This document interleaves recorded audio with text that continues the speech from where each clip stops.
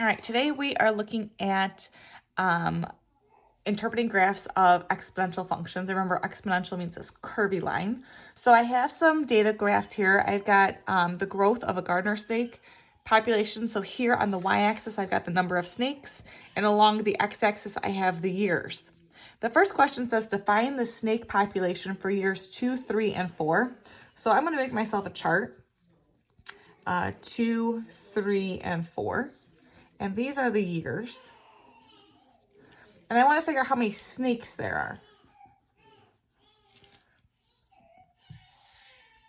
So at year 2, I'm going to go across. And I go from 0 to 100. So 0, 25, 50, 75, 100. So at year 2, there's 25 snakes. At year 3, I go all the way across. I'm at 125 snakes. And at year 4, going all the way across, I'm at 625 snakes. So here's my chart.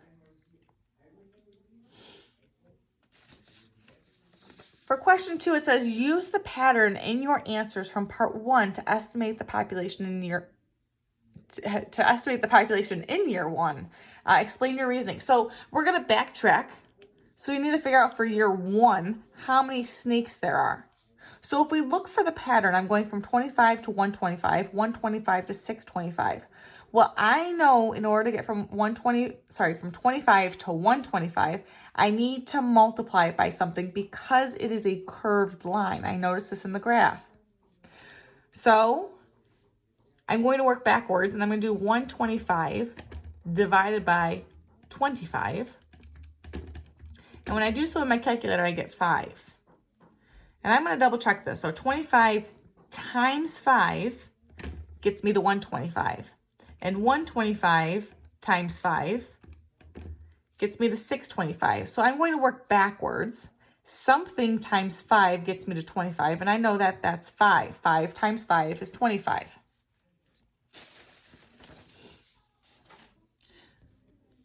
For number 3, it says explain how you find the y-intercept.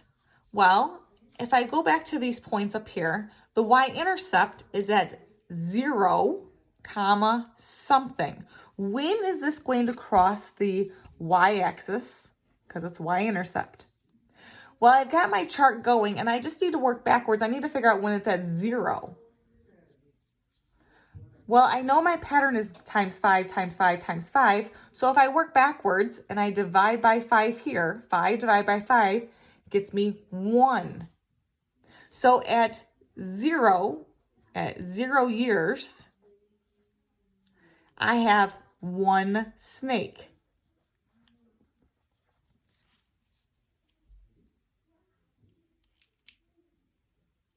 And up here, I'm going to write my answer of 1 year. And we figured out that there was 5 snakes.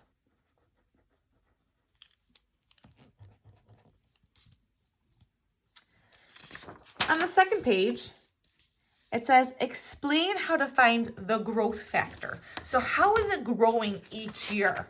Well, we just figured that out. How is it getting from 5 to 25, from 25 to 125, from 125 to 625? How is it growing? Well, it's multiplying. 5 times 5 is 25. 25 times 5 is 125. 125 times 5 is 625. So here, this multiplication is called my growth factor. So I know, and I'm going to abbreviate growth factor by putting GF equals 5. And I'm going to write because the Y values, and that's that second column, increase by 5 times the previous Y value.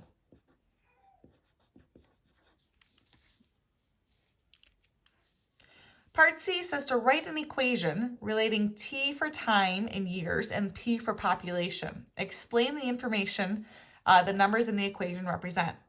Well, all week long, we've been practicing Y equals something with our little x. Well, something is our big number, the base number. This is our growth factor. In this case, we just figured out that 5 is our growth factor. That's our big number. It's multiplying by 5 every single time. So 5 is our growth factor in this equation. They tell us to use T for years, which is our time, and P for our population. Well, it's going to equal our population of snakes. P in this case is our population. That's the number of snakes we have. Eugh. And 5 was our growth factor, and we're going to substitute that T for that little x, and T is representing our number of years in time.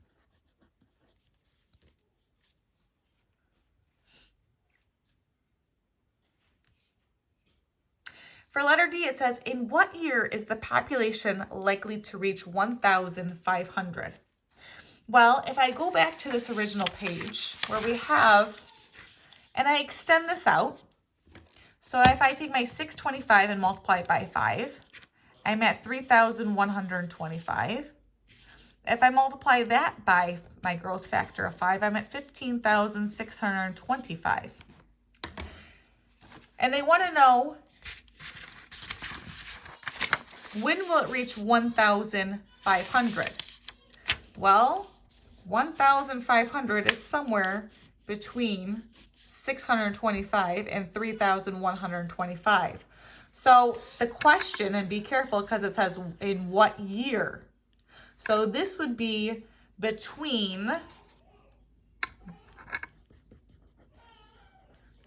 year